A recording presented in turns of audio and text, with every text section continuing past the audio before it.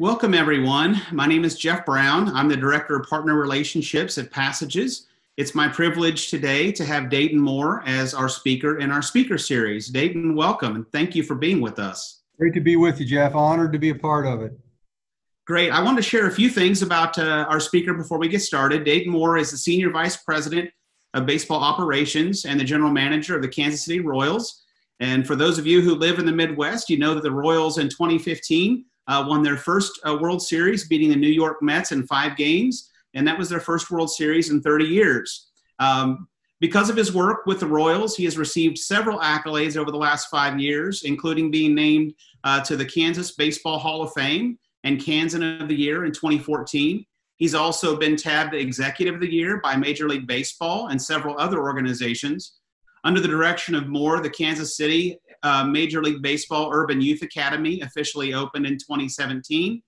In 2013, Moore started the See You in the Major Leagues Foundation, and this has benefited organizations including the Jewish Community Center, Higher Impact, National Center for Fathering, and the City Union Mission.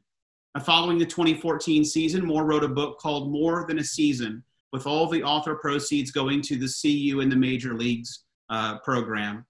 Currently, Dayton is helping to prepare the team for the delayed 2020 season of 60 games. So he is a very busy man, but we are so happy to have you here today and excited. One reminder before we get started, don't forget that you can submit questions in the Q&A section.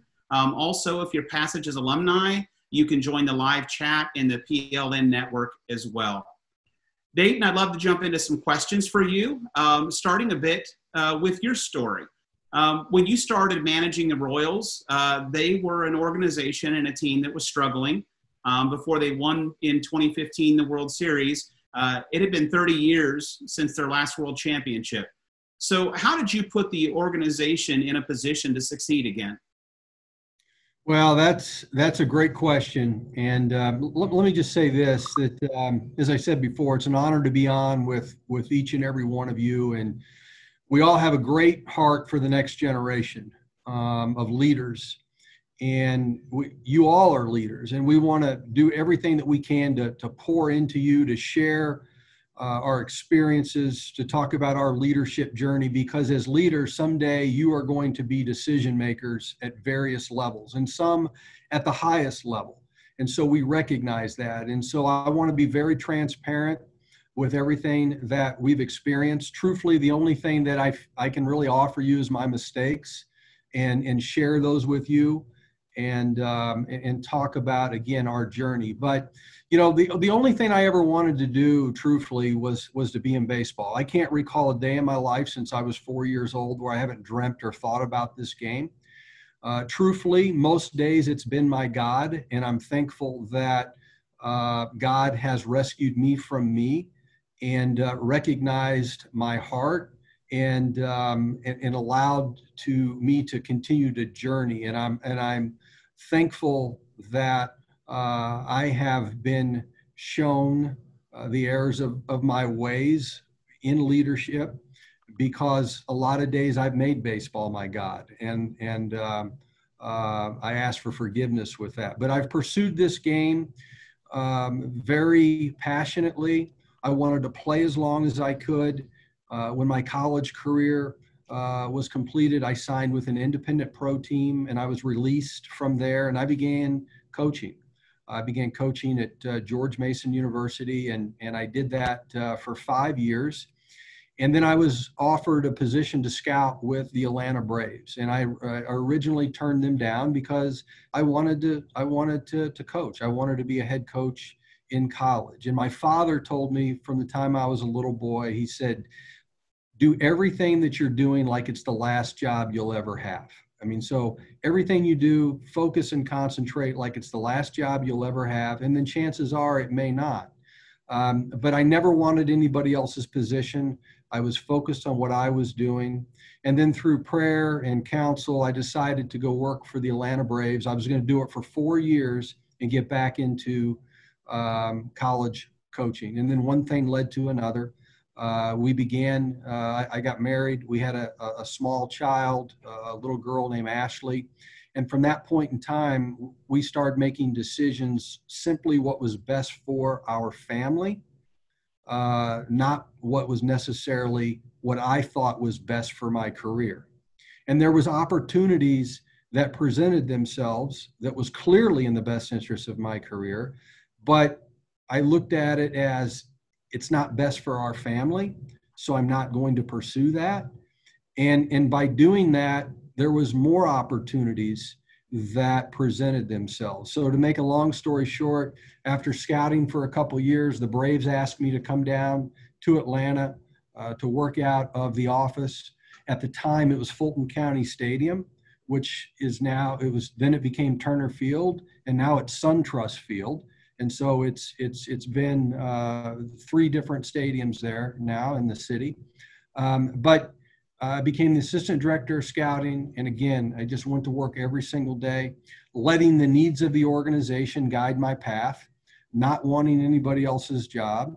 And we began a journey where John Schuerholz, who was the general manager at the time, began to put us in positions of leadership at various levels. And then we had a couple opportunities to go to Boston or in Arizona as the general manager. Wasn't interested in being a general manager. I loved what I was doing. And then the Royals called. I was born in Wichita, Kansas. The Royals were my boyhood team. My mother and my grandmother grew up loving the Kansas City Royals. And so when the Royals called, I decided to interview. And I met with David Glass and Dan Glass. And they offered us the position. We decided to take this position, truthfully, against the counsel of many. Many people in the industry said, don't go to Kansas City. You can't win there. There's no prospects in the system. The economics of the game have changed from what it was at one point. And of course, in the 70s and the 80s, the Royals were the model organization in baseball. And so originally, I told David Glass that I probably wasn't interested in the position. I appreciated it. And I told my wife that we were going to stay in Atlanta. I told John Schuerholz we were going to stay in Atlanta, but I didn't have a peace about it at all. An initial sense of relief, probably because I'd made a decision in my own mind, but I didn't have a peace about it at all. And I felt like I was making that decision based out of fear because so many people were telling me that we couldn't succeed. And so lo and behold, we decided to go to Kansas City. After working here for about 2 months, diving into all aspects of the organization, evaluating every department, what our timeline perhaps would be before we started playing winning baseball, I was 100% sure with all of my heart that we had made the wrong decision. I felt there was no way we would win in Kansas City. So what were we going to do? Well, the only thing I knew to do is how do we create one of the best working environments in all of sports, where people want to work, people are valued, players want to play. We simply just focused on the environment. We weren't paralyzed by the outcome, which is winning a World Series, winning a championship. And so not being consumed with that outcome, I felt we would be more freed up to focus on the daily process. Let's just try to get better and better each and every day. And then maybe someday we'll wake up and we'll be pretty good. And so that's what we focused on. And we also understood from the very beginning that leaders shape culture. Leaders are the ones that shape culture. And so there was 3 things that we wanted in all of the people that we were going to need to hire. And trust me, we were a bare bones operation. We had to hire a lot of people in leadership positions. And so there was 3 things. We wanted leaders that could apply moral principles in their life. Why is that important? Well, it's so important because nobody I've ever worked with or associated with is able to separate their personal life and their professional life. Their personal life will always leak into their professional life. And we wanted individuals that understood the importance of being a great husband and a great father, a great mother, a great wife first. That's the most important responsibility, and that they were going to be focused on their team at home, and that would free them up to give everything that they've got with the Kansas City Royals. In fact, I would often make this statement: figure out how much time it takes to be a great husband and a great father, a great wife and a great mother. Figure out how much time it takes to do those jobs really well, and then give the Royals all you got after that. Give us everything you have from there. And so moral principles in your life, very important. The second thing we wanted was leaders that understood the importance of diversity. Yes, diverse cultures, diverse economic backgrounds, diverse educational backgrounds, diverse experiences, diverse thought, different cultures coming together, all levels of experience and leadership. Old dogs can learn new tricks. There's no need to cast them aside. And then the people with more experience that have been in baseball for 25 or 30 years, embrace the energy and the enthusiasm and the fire of the young people who have these fresh ideas. And don't roll your eyes and say, well, I've been there, done that. That's not going to work. Listen, understand one another. Dr. King said, if you want to be understood, you must understand somebody else. And so diversity was going to be really, really important. And then the third thing is we wanted leaders that were going to compete. And you can say, well, that's pretty obvious. Most coaches, most leaders of industry, most successful people may tell you that the ability and the desire to compete and want to compete against the best of the best, iron sharpens iron, is perhaps the greatest trait a successful person can have. But I would say that, and we would say that you want people that are going to compete for one another. Like, you have to generally want to celebrate the accomplishments of your colleagues and your teammates and people that you're working with, the people in your committee, the people in your family, the people in your community, the people in your company. You've got to genuinely learn to celebrate in their accomplishments. You know, the great Green Bay Packer football coach, Vince Lombardi, he said, winning isn't everything. He said, it's the only thing. He said, winning isn't everything. It is the only thing. But we believe that winning for each other isn't everything. It is the only thing. You have to have leaders that are going to be selfless, put everybody else's needs, wants, and desires first, their own needs, wants, desires second. Selflessness, leadership begins and ends with putting others first. If you want the privilege to lead and lead for a long time, be vulnerable, put others first, understand that your job as a leader and a decision maker is to do everything you can to create opportunities for people to succeed and reach their ceiling. And so, Jeff, that's how we went about creating the culture. The leader shaped the culture. Hire the people that reflect the values that you think are really important, the values that you want in your company, in your team, in your organization. And we put this together not knowing how long we'd have, because in professional sports, it's a bottom line business. You've got to win. And they may think you're the greatest people on this earth and you have a great plan, but if you don't win, eventually they're going to have to turn the page. And so we just said, for as long as we're doing this, this is how we're going to do it. We want to create an organization we'd want our own families and loved ones to be a part of. We want to reflect those values, and we want to model those values and characteristics that we want our children and our grandchildren to have and to be a part of it. So it's always about the next generation. How can we make this place better than we found it? And so those are some of the principles that we set forth. Now, leaders can shape the culture, but we can't grow it. We can't grow the environment. Ultimately, that's going to be up to the employees. That's going to be up to your players to grow that environment. So I can hire the head athletic trainer, but I can't create the environment in the training room. I can hire the hitting coaches, but I can't create the environment in the batting cage. I can hire the managers, but I can't create that environment with his team in the minor leagues or at the major league level. Does that make sense? Yeah.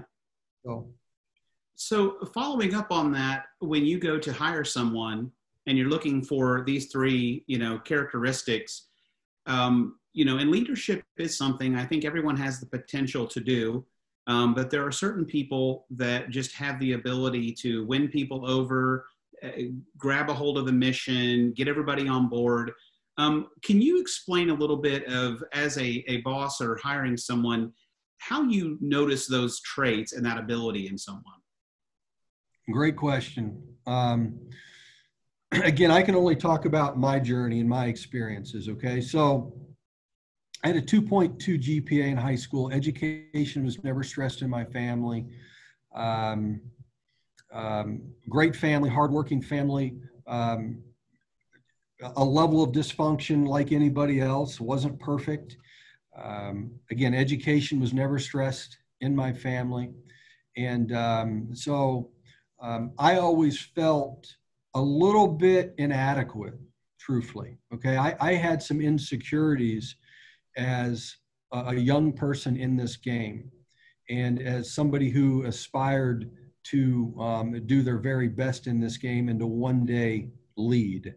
I wanted that privilege. Okay, and so I always did my best to surround myself with or try to interact and with people that were I viewed as superior, people that kind of knew what I didn't know. And I tried to be around and create mentors in my life, if you will. And, I grew up in the baseball world. You probably wouldn't know the name, maybe John Schuerholz or Bobby Cox or Bill LaJoy or Paul Snyder or Donnie Williams or Jose Martinez, or just some people that helped shape me in my life. And I look back and I often ask, why did these people come into my life? I mean, how did I become so blessed with this? And I think back, the fact that I was very humble and I didn't talk a lot. I listened a lot. And then I would ask a question from time to time, but I wasn't the loudest voice in the room. There would be a many time in meetings when I was a young executive in Atlanta as assistant director of scouting, where I wouldn't say anything in the meetings.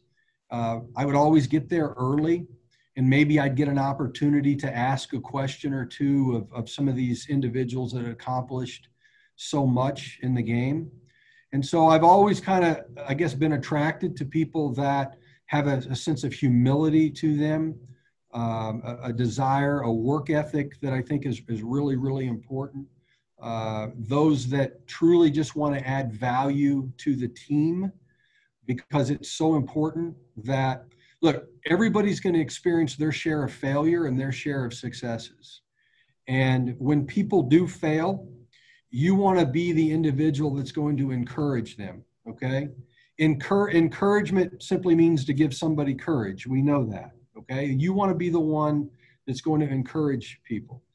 In our society today, it seems like it's more apparent, but I think it's always probably been this way.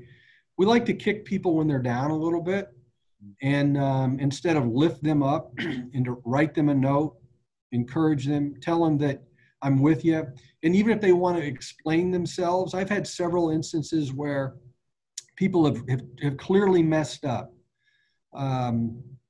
made mistakes, been suspended. And I'll reach out to them and say, hey, look, I just want you to know I'm not judging you. If you ever want to talk, I'm here.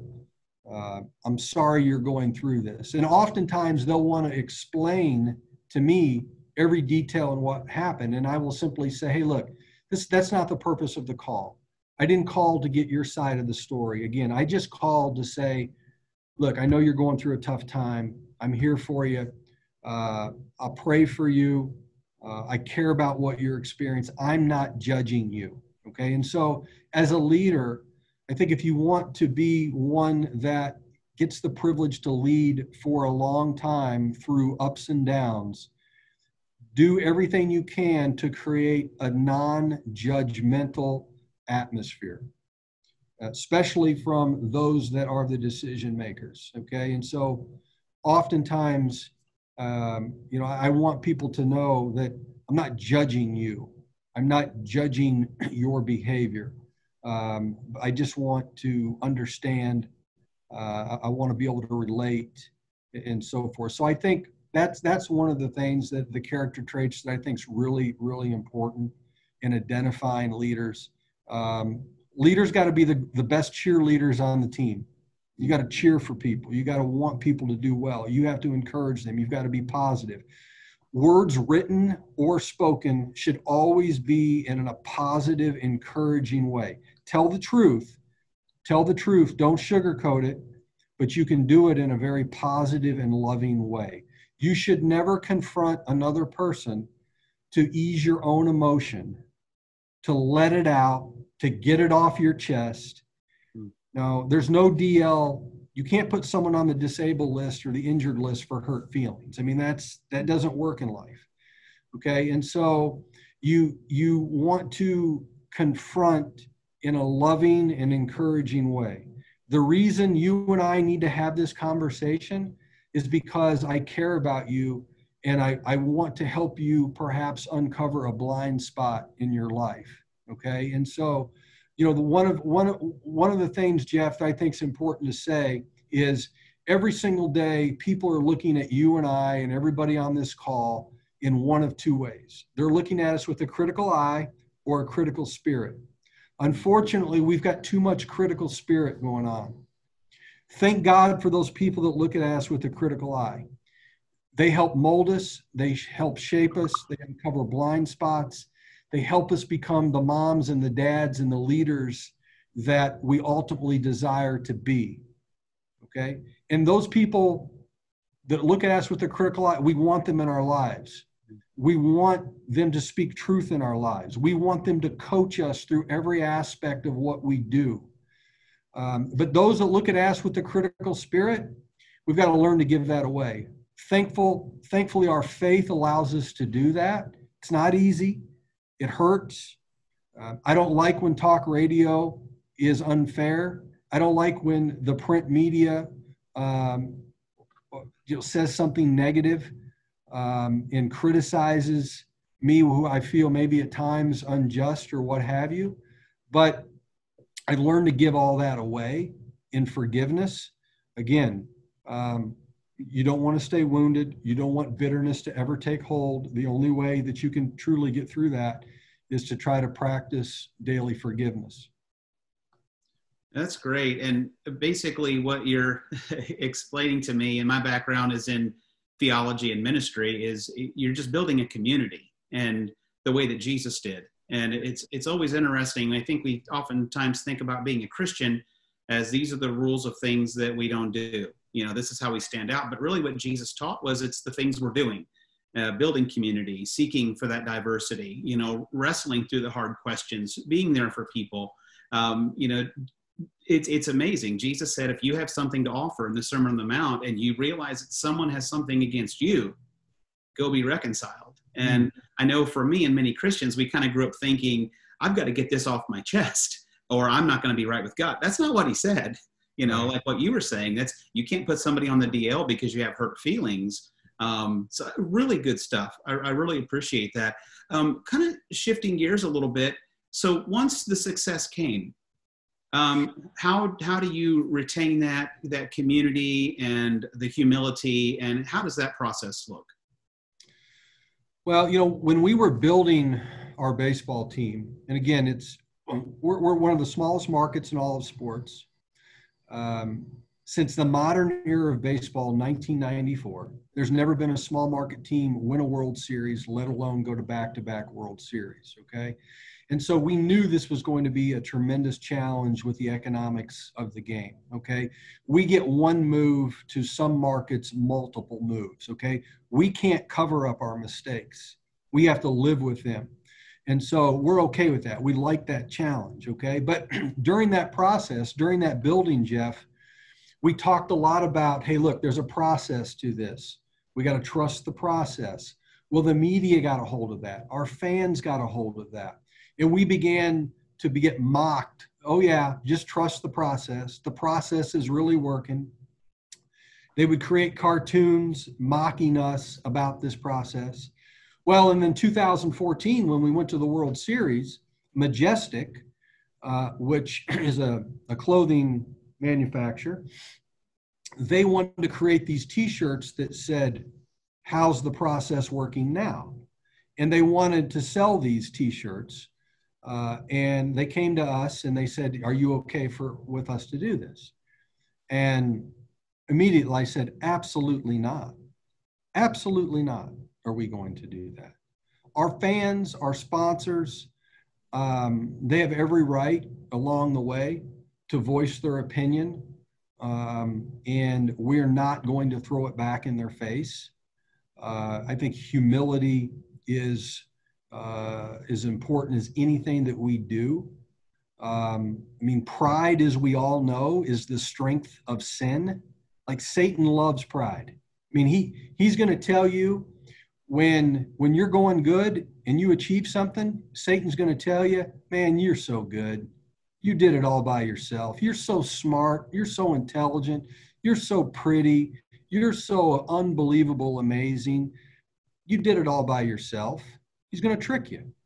And then when you fail and you're not doing very well, he's going to say, "I told you didn't come from the right family.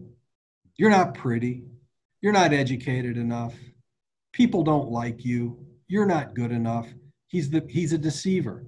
He's a deceiver. And so we know that pride is the strength of sin and humility is the strength of heaven. That's what we know. And so we've got to keep that in perspective when it comes to managing. If there's anything good in me at all, Jeff, it comes from God.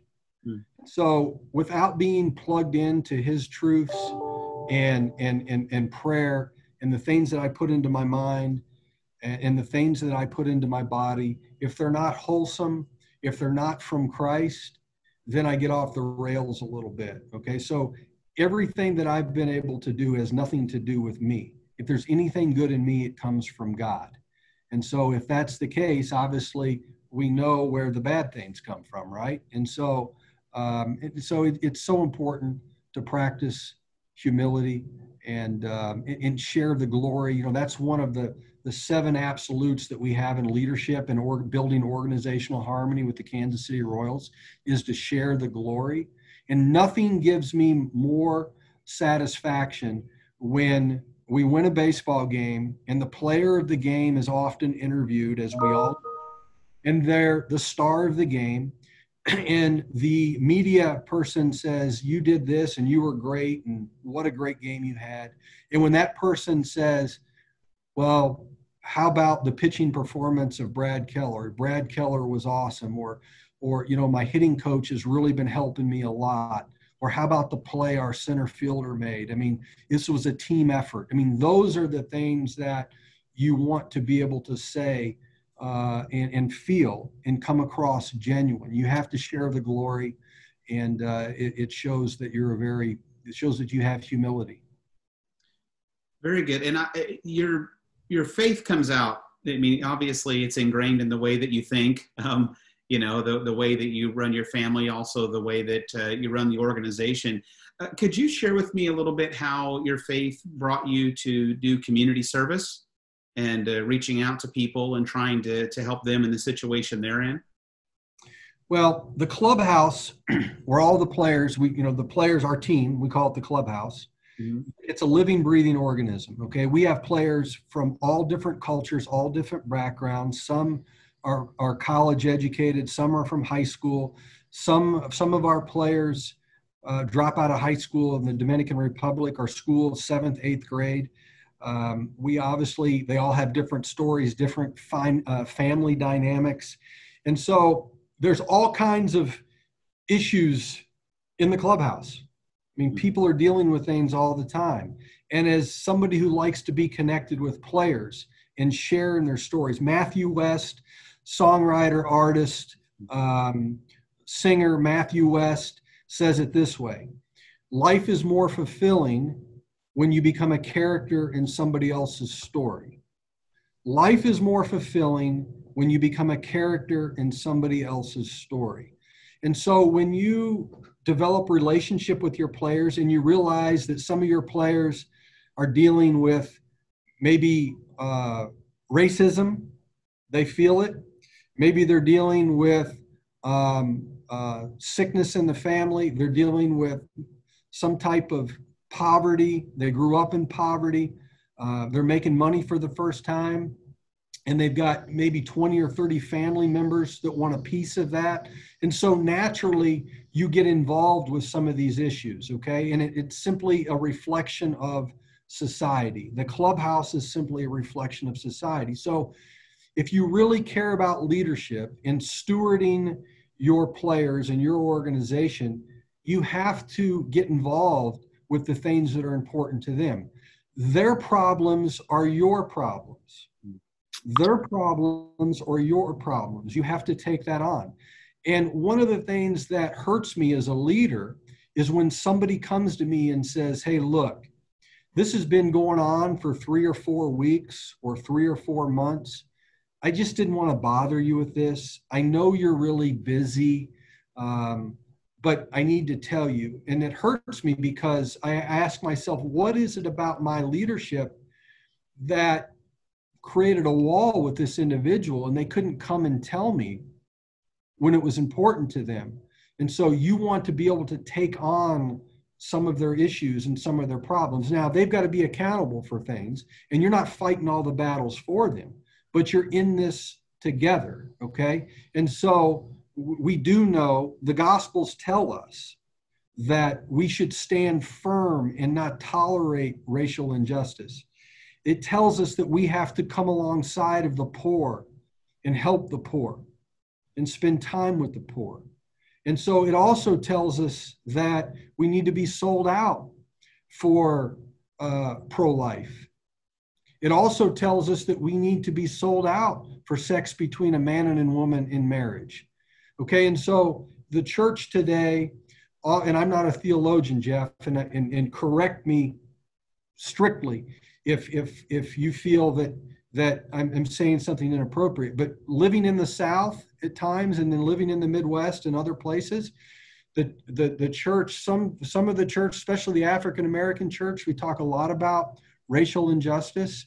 We talk a lot about the poor. Sometimes in the South, they don't talk as much about racial injustice, but they talk a lot about pro-life and sex between a man and a woman in marriage and some of the other. So we've got to understand that is some of the things that our players and our employees are constantly thinking about.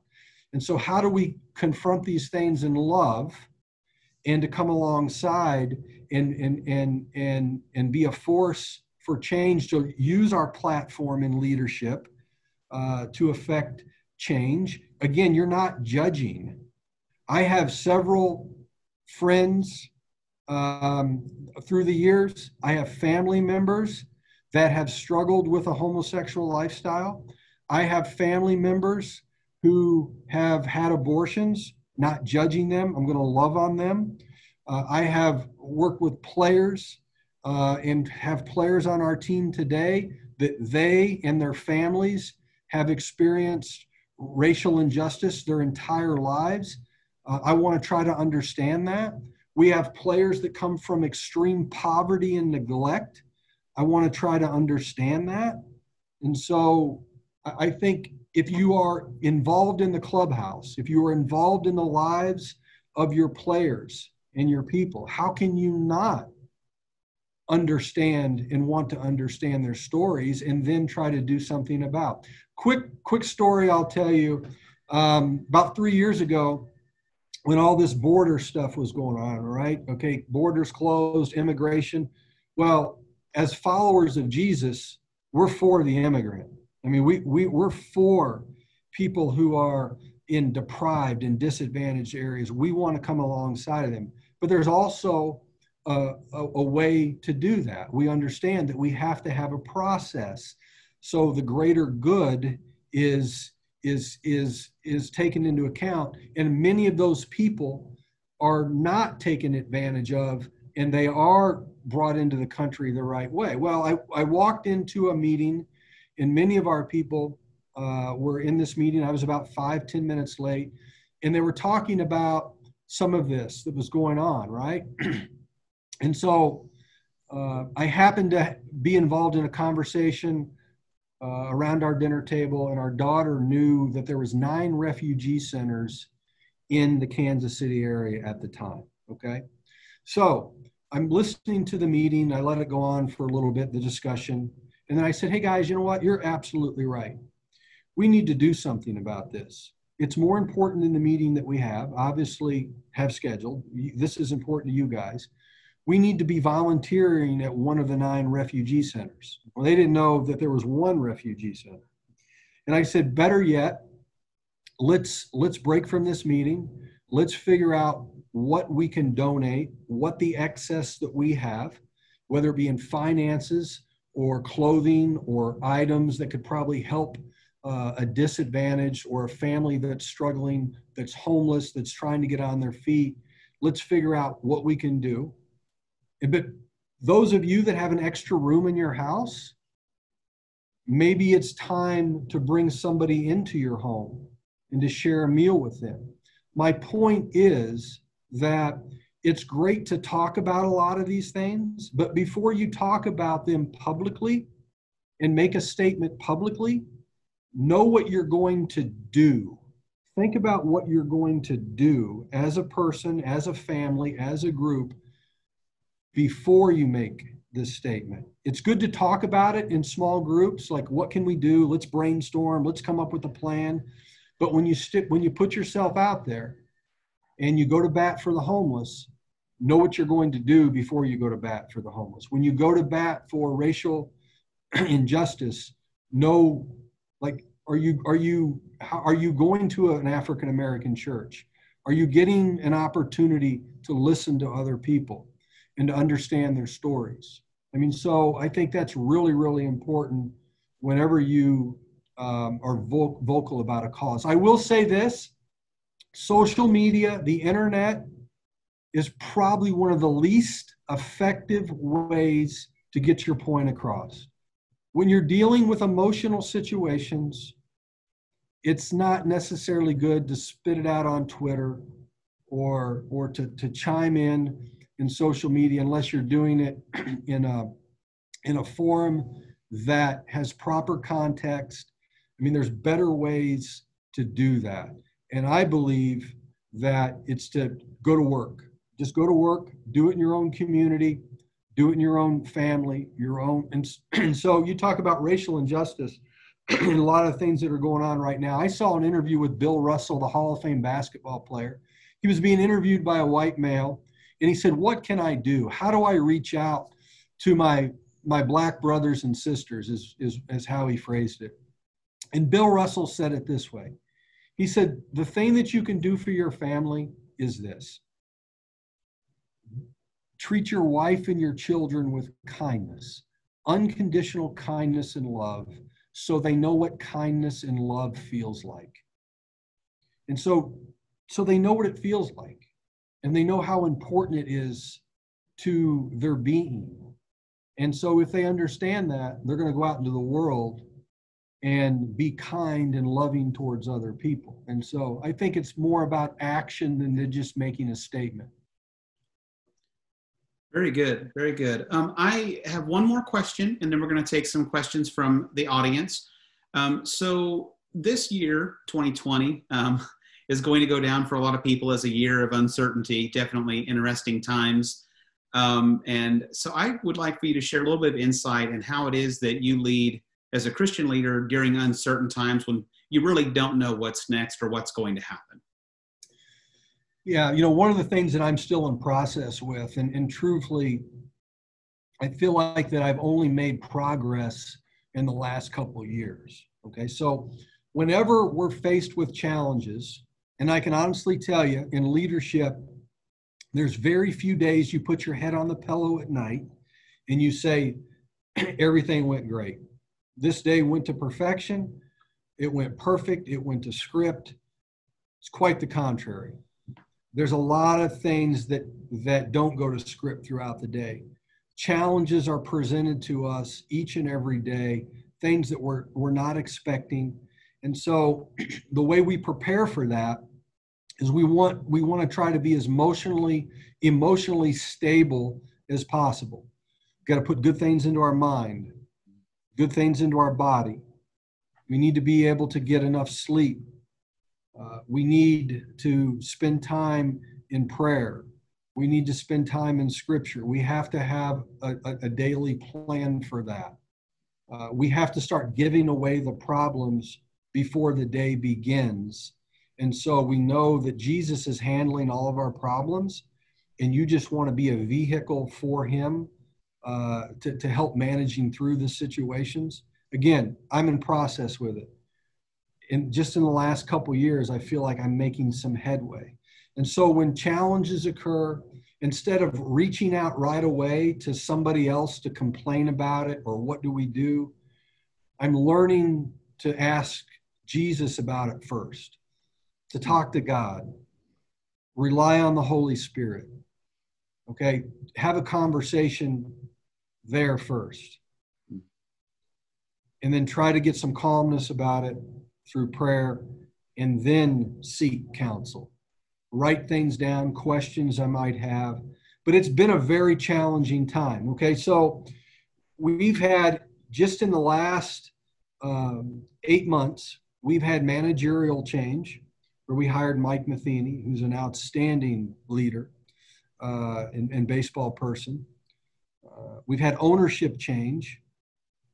The passing of Mr. David Glass, who is our owner here in Kansas City, a wonderful man, and a story that's worth studying, how he built Walmart, one of the most successful businesses in the history of the world, and how he did that and the type of person that he was.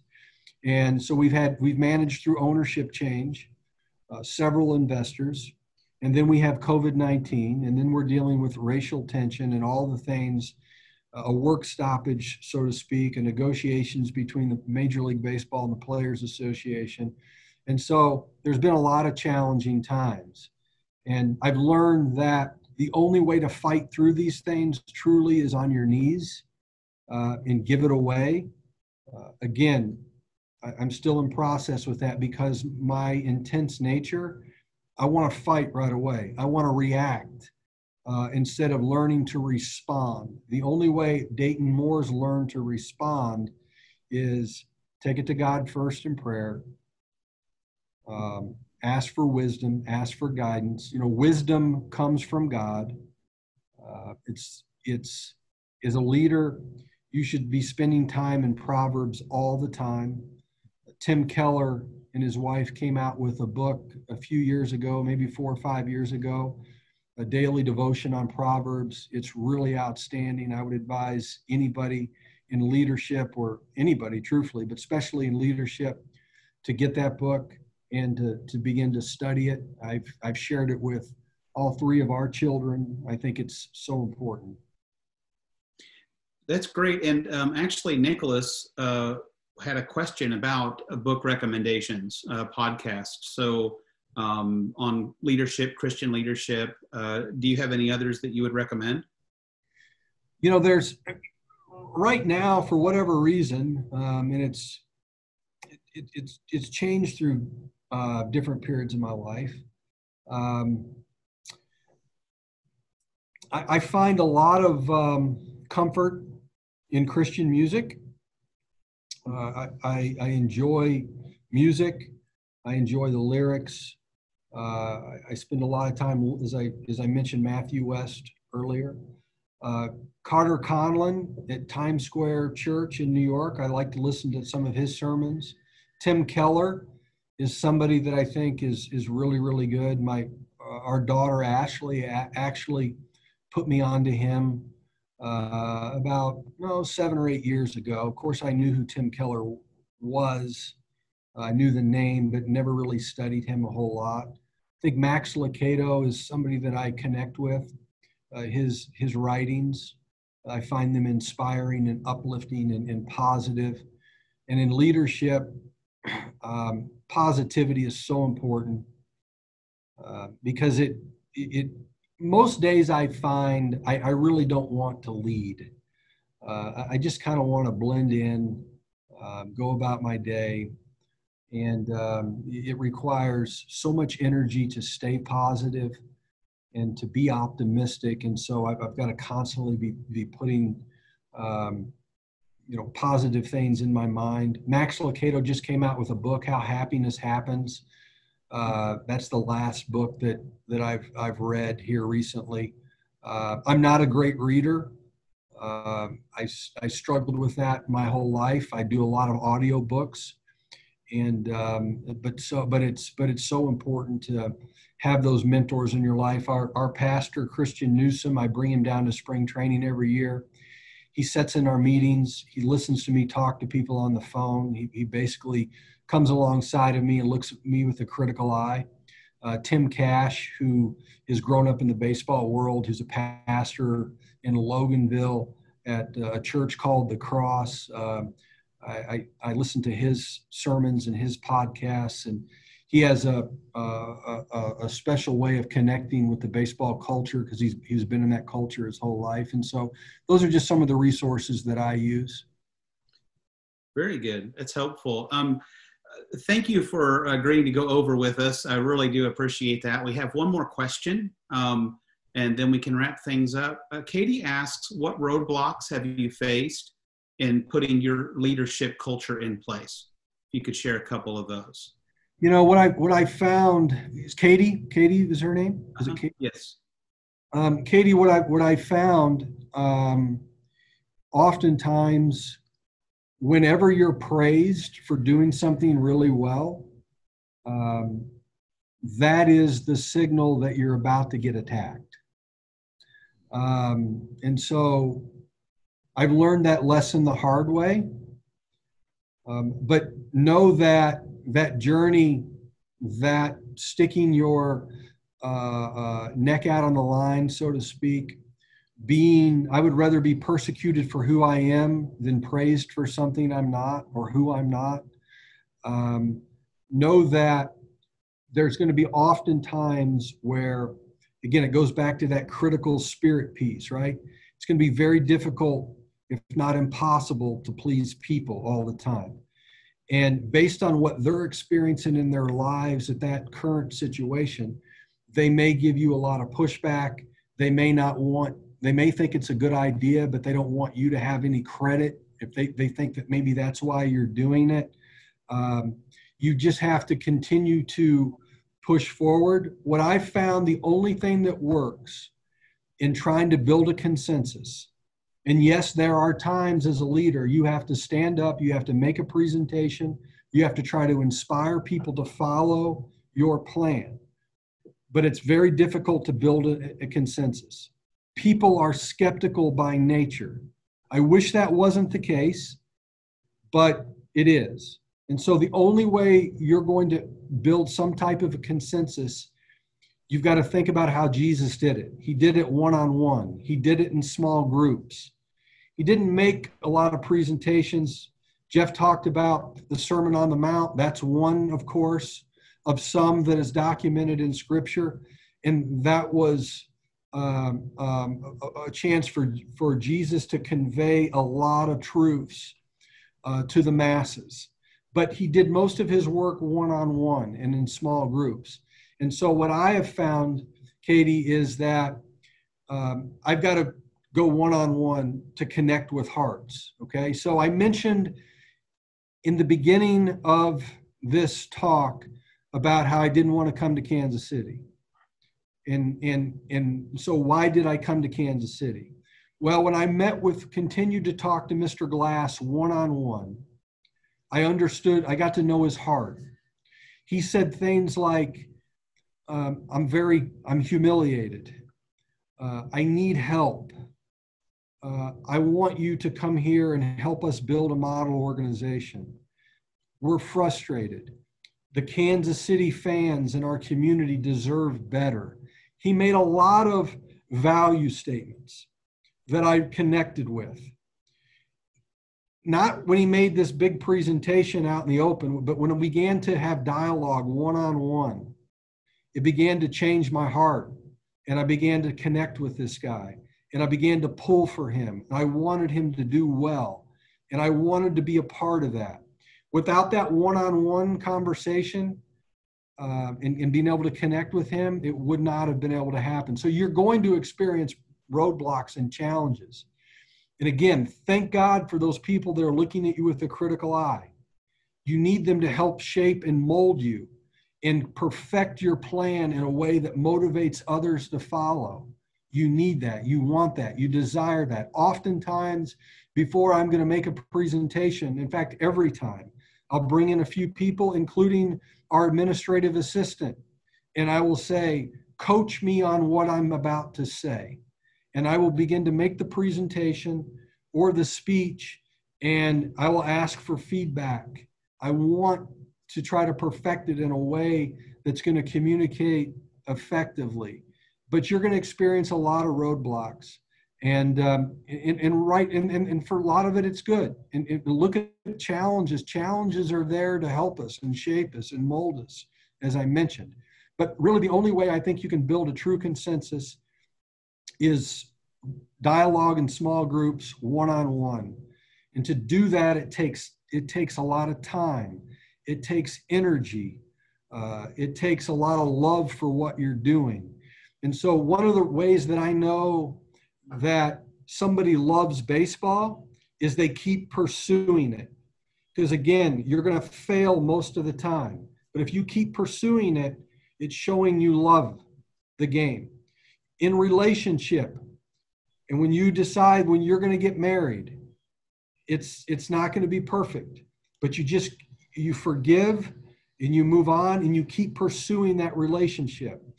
One of the things that we should all be thankful for, we serve a God who gives us multiple chances. And when I make mistakes, which is on a daily basis, you ask for forgiveness, not only to God, but the people that you hurt, and you keep pursuing God. I say something inappropriate as a husband, I ask for forgiveness, I'm sorry, you keep pursuing God. You make a mistake as a father or as a mother, you ask for forgiveness, you keep pursuing God. You mess up in the workplace, you ask for forgiveness, you keep pursuing God. Keep in mind, it's very difficult to articulate feelings and emotions. It often does not come out right. Look past that when you're having dialogue with people. Try to understand their heart, what they're trying to say, not necessarily what they actually say. And we all know talk is talk, but you got to walk the walk. And leadership is caught, it's not taught, right? And so, but try to understand and connect with the heart. Give people grace with what, especially when you're doing something for the first time. And people may criticize your plan. That's okay. Forgive them. Don't take it personal. Try to connect with their heart. Let them connect with yours. And oftentimes in leadership, we say things at the right time, but the words don't come out right. Or sometimes the words come out right, but we say it at the wrong time. And so there's a rhythm to everything that we do. But when you're in relationship with people and they know your heart and they know you mean well, and you're just pursuing God and you're trying to get it right, they'll give you more grace and they understand where you are. Okay. And so again, as leaders, make an advanced decision right now. As husbands, as fathers, as mothers, as wives, as sons and brothers, we've got to make an advanced decision right now. We're not going to judge other people, whether they kneel for the national anthem or they stand for the national anthem. Let's not judge them. Let's try to understand. Let's try to listen. Let's try to make sense of it. Let's love on people the way we're commanded to do so. That's great advice. And forgiveness is such a key aspect of being a Christian, definitely applies to Christian leadership as well. Dayton, thank you so much. This was very insightful, very helpful information. Audience, thank you for tuning in. And I want to remind you that on July 15th, we're going to have award-winning author Joel Rosenberg. And so you'll be getting an email from Josiah. So register for that, and we will see you then. Godspeed on the short season. Best of luck to you, and hope great things for the Royals. Thanks a lot, Jeff. Thanks for everybody. God bless. Thanks. Bye-bye.